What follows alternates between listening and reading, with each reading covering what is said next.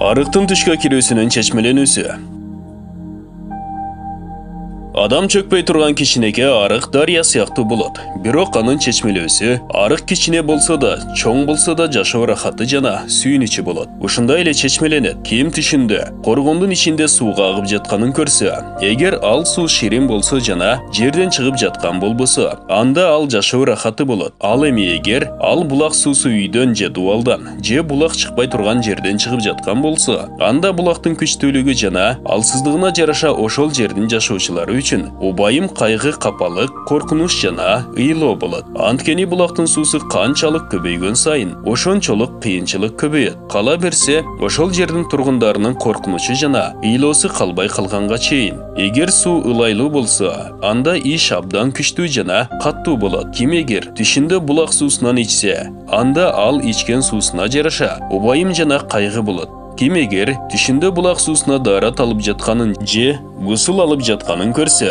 анда ал убайым жана кайгы үчүн өтө жакшы болот жана жакшы мамилеге далил болот. Эгер ал убайымдуу болсо, анда Алла Таала анын убайымын кетирет. Эгер ал коркунучта болсо, анда ал аман болот коркунучтан. Эгер анда карызы болсо, анда Алла Таала аны карызынан кутултат. Эгер ал күнөөлүү болсо, анда Алла Таала анын күнөөлөрүн кечирет. Эгер ал оорулуу болсо, анда Алла Таала ага шифа берет. Бул чечмелөө урматтуу Аюп алейхиссаламдын окуясынан алынган. Ким түшүндө жанындагы идиште суу бар экенин көрсө, ал тазалык үчүн отурса же сапарда жүрсө же белгисиз жерде жүрсө, анда ал суу анын өмүрү жана жашоосу болот. Эгер ал суунун баарын ичип салса, анда анын өмүрүнүн акыры болот. Эгер бир аз суу калган болсо, анда суунун калдыгына жараша өмүрүнөн да ошончолук калган болот. Идиштеги суунун чечмелөөсү кандай болсо, тамактагы сорпого тууралган нандын да чечмелөөсү ошондой болот. Ким түшүндө тунук жана ширин сууну ичсе, тазалыкта отурганы же сапарда жүргөнү же белгисиз жерде жүргөнү билинбесе, анда ал жашоо рахатын табат, таза жашоодо жашайт. Эгер суу ширин эмес болсо да, жашоо ушундай эле болот. Эгер суу ылайлуу болсо, анда суунун ылайлуулугуна жараша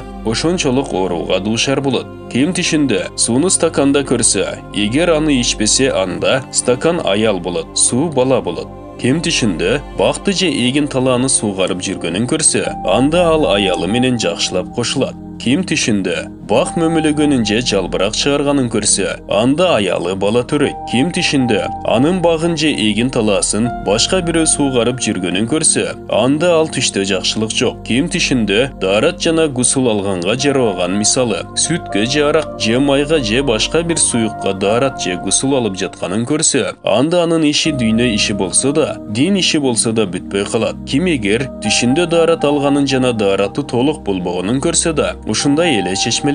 Анткени ал иш бүтпөй калат. Бирок ал иште жеңилдик болот. Ушундай эле чечмеленет. Ким түшүндө намаз окуп жаткандыгын көрсө, намазы бүтпөй калса, анда анын иши бүтпөй калат. Ким дааратын жана гусулун бүтүрсө, анда анын күнөөлөрүнө жана каталарына кечирим болот. Топурак жана баткак. Бул экөө пикир, кайгы жана коркунучтун белгиси. Алар түштө канчалык көрүлсө, ошончолук пикир, кайгы жана коркунуч болот. Ысык суунун чечмелөөсү да ушундай эле болот. Ким эгер түшүндө ага ысык суу тийсе, анда ага падыша тараптан убайым жана кайгы тиет. Суунун ысыктыгы канчалык көбөйгөн сайын, анын кайгысы ошончолук көбөйөт. Көбүнчө ал адамга коркунуч же оору тиет.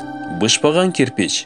Ким түшүндө топурактыктан чыккан кургак кирпичти көрсө, анда ал топтолгон байлык болот. Ким түшүндө кирпичтен бир аз алган болсо, анда топтолгон байлыкка жетет. Ким түшүндө кирпич дубалдан чыкканын көрсө, анда анын бир адамы жоголот. Эгер болсо да, аял болсо да, Алла Таала билүүчүрө. Мончо. Мончонун чечмелөөсү ысыктыктын каттуулугуна жана күчүнө жараша убайым жана кайгы болот. Анын көпчүлүк себеби аялдар болот. Анткени мончодо туруу аз болгондуктан, анын убайымы жана кайгысы да тез арада кетет. Ким түшүндө мончого заара кылып жатканын же акиташ менен түктөрдү алып жатканын көрсө, анда бул өтө жакшы түш. Ким түшүктүү, коркуучу, убайымдуу жана оорулуу болсо, анда алардын баары андан кетет. Эгер бул айтылган нерселердин эч бири анда жок болсо, анда анын абалы өзгөрөт жана анын байлыгы азаят. Эгер түштө күчтүү жана алсыз болгон эки түрдүү иштер чогулса, алардын бирөөсүнүн чечмелөөсү экинчисинин каршысы болсо, анда күчтүү ишти чечмелөө керек жана алсыз ишти таштоо керек. Анткени мончо убайым жана кайгыга далалат кылат, акиташ болсо аларды кетиргенге далалат кылат. Ошондуктан түштү мончо менен чечмелөөгө караганда акиташ менен чечмелөө күчтүүрөөк болот. Тегирмен. Ким түшүндө тегирмен иштеп жатканын көрсө, анда анын жашоосунун белгиси болот. Дүйнөдө ага кыйынчылыктар келет, бирок ага жакшы ырыскы берилет. Ким түшүндө өзүнүн тегирмени бар экенин жана ун тартылып жатканын көрсө, анда ага жакшылык же ырыскы башка бирөөнүн эмгеги менен берилет. Эгер ал өзү тегирмен тартып жаткан болсо, анда ага өз эмгеги менен ырыскы берилет. Кээде тегирмендин чечмелөөсү согуш болот. Эгер түштө ага кандайдыр бир нерсени далалат кылганы билинсе.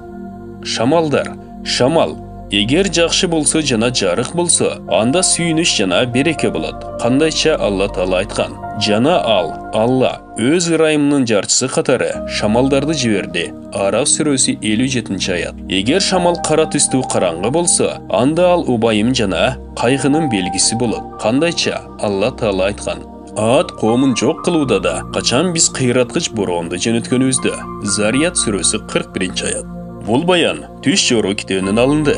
Урматтуу мусулман бир туугандар, биздин Ихро медиа каналыбызга катталыңыздар.